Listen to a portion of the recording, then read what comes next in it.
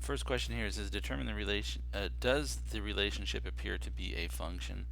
And most of you did a pretty good job of answering this. You realize that as you're looking at a function, the important thing to look for is that every single input value may only have a single output value. So you can see when x is 3, we're close to 7. When x is 5, we're close to the number 6.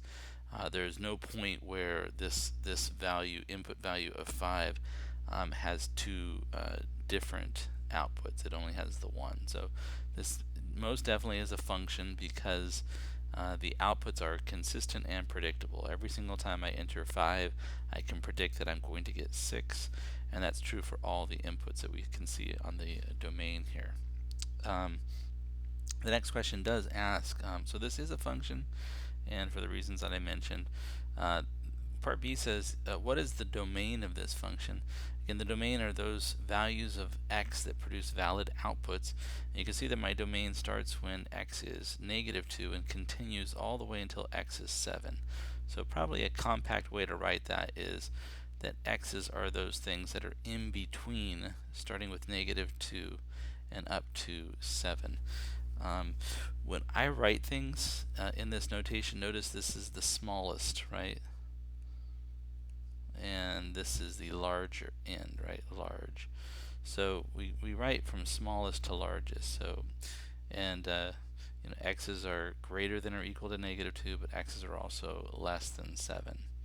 So they're in that zone. The next question. So that was my domain. Next one, what's the range of this function? Well, as I take a look at this function carefully, I can see that the maximum value that I get out of it is occurring right here at 9, right? So this is maybe it's a little bit higher than that. Max is 9, and the minimum appears to be right here around 1. So the range for this function are all of those values y that are greater than 1 but less than the number 9. So that's the range. And you can write that out in words if you don't know the notation. Just say y's are greater than, or y's are between 1 and 9, or y's are greater than 1 but less than 9, including the endpoints. Let's continue here. Next question. So that's domain range. What is the value of f of 1?